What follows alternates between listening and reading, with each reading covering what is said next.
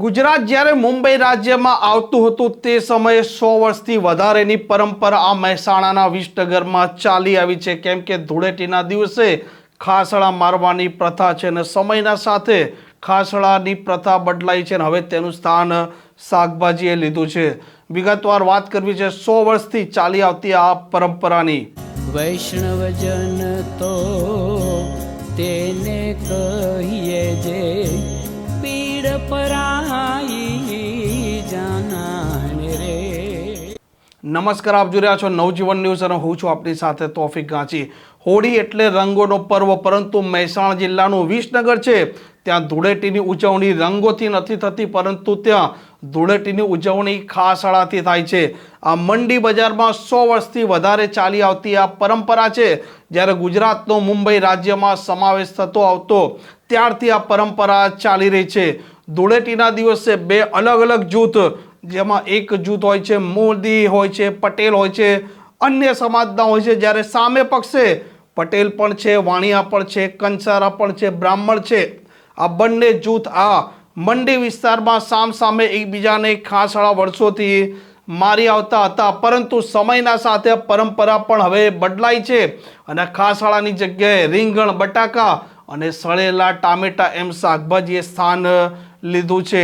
આમ દિવસોમાં જ્યારે કોઈ વ્યક્તિ એકબીજાને શાકભાજી કે ખાસડા મારે ત્યારે ઝઘડો થતો હોય છે, પરંતુ વિસનગરની આ પરંપરા છે કે ધૂળેટીના દિવસે જ્યારે કોઈ આ શાકભાજી એકબીજાને મારે કે ખાસડા મારે ત્યારે કોઈ ઝઘડો નથી થતો. એક માન્યતા છે કે આ જે યુદ્ધ ચાલે છે ખાસડા યુદ્ધ, આ ખાસડા યુદ્ધમાં જેને ખાસડા એટલે કે હવે તો શાકભાજી છે એટલે શાકભાજી વાગે તેનું આખું વર્ષ સારું જતું હોય છે. જે પ્રકારે સ્થાનિકો પરંપરાને લઈને દર ધૂળેટીના દિવસે ઉજવણી કરતા હોય છે અને આ માન્યતાને લઈને પણ સ્થાનિકોનું પણ શું માનવું છે, પરંપરાને લઈને પણ તે શું કહે છે, તે આપ સ્થાનિકોની વાત પણ સાંભળો.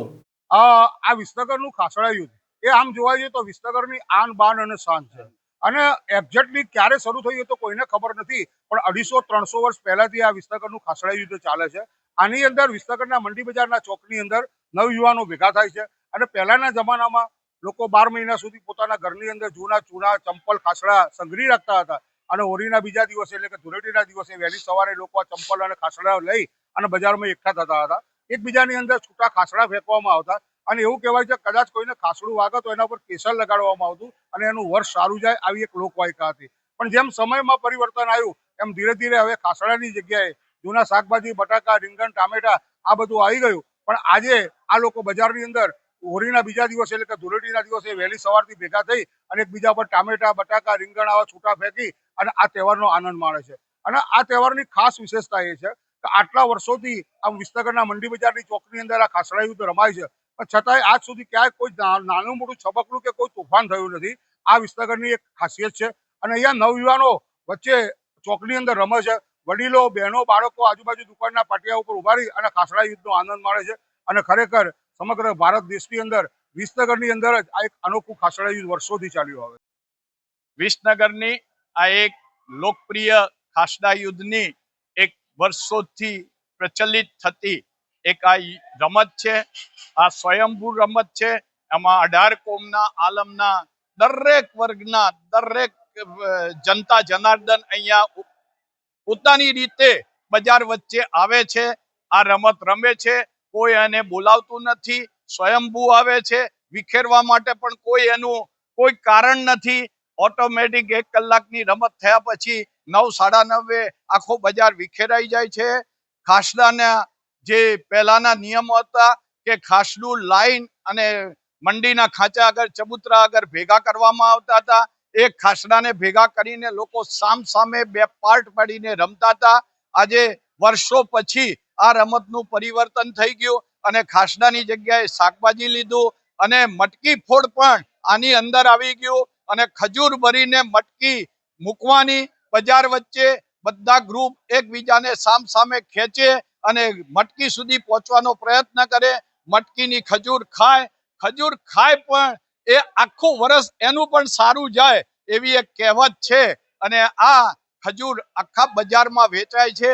એનો હાયડા પણ વેચાય છે. ખૂબ સરસ, ધન્યવાદ.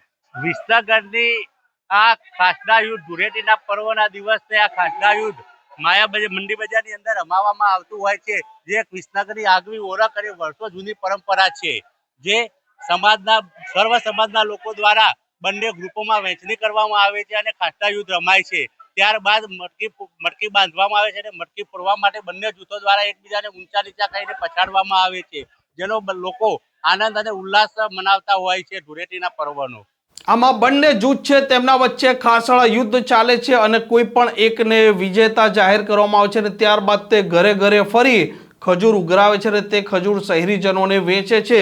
તેવી આ 100 વર્ષથી ચાલી આવતી પરંપરા છે.